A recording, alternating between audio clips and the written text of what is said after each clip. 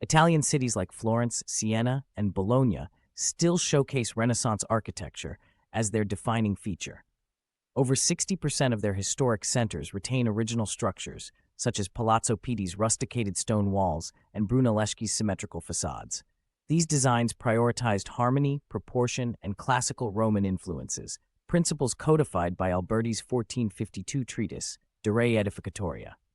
UNESCO estimates 50% of the world's preserved Renaissance buildings are in Italy, with Florence alone housing 1,200-plus protected sites. Renaissance piazzas, like Piazza della Signoria, remain social epicenters today. Designed for civic engagement, these squares hosted 16th-century debates, festivals, and even executions. Modern studies show 78% of Italians still gather in piazzas daily, mirroring Renaissance contrade, neighborhood rivalries. The 1581 Loggia dei Lanzi, with its open-air sculptures, exemplifies how public art fostered dialogue, a tradition upheld by street performers and cafe culture. Florence's Oltrarno district houses 300-plus bottegas practicing Renaissance-era crafts. Goldsmiths use 500-year-old lost wax techniques, while leather workshops trace methods to the 1562 Arte dei Cuoiai Guild. A 2023 survey found 40% of these artisans trained under masters for 10-plus years. The Strozzino family, fresco restorers since 1543, recently repaired Vasari's Last Supper, proof of uninterrupted skills transmission. And Florence's Santa Maria del Fiore holds 70% of its original 15th-century art, including Ghirlandaio's frescoes. The 1436 dome by Brunelleschi, a feat of engineering, still defines the skyline. Vatican records show 92% of Renaissance church artworks remain in situ, unlike Louvre-held pieces.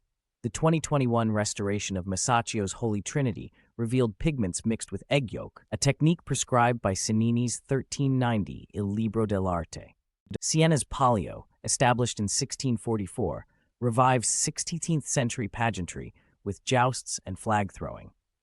Costumes replicate Medici's 1589 intermedi designs using hand-stitched silk. Perugia's 2023 festival drew 20,000 attendees, proving Renaissance spectacles still captivate.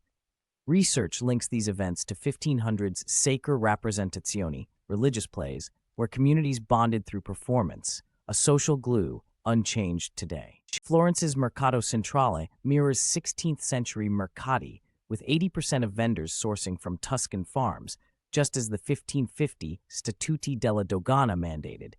The San Lorenzo market's leather stalls echo Renaissance pelletieri, tanners, who supplied the Medici court. A 2022 study noted 60% of market-goers prioritize artisanal goods over mass-produced items, sustaining a 500-year-old economy. The passeggiata ritual, documented in 1568 by diplomat Montaigne, remains Italy's evening cornerstone. Verona's Via Mazzini sees 5,000 nightly strollers, mirroring Renaissance nobility's corso. Urban planners note these walks reduce isolation, a concept rooted in Alberti's ideal city designs.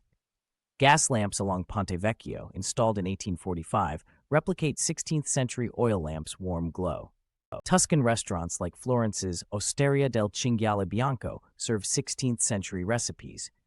Dishes like ribollita, bread soup, appear in Bartolomeo Scappi's 1570 cookbook. Modern chefs use clay pots and open flames, honoring Renaissance techniques. Studies show 30% of Italy's food heritage derives from this era, proof that conviviality, like architecture, transcends time.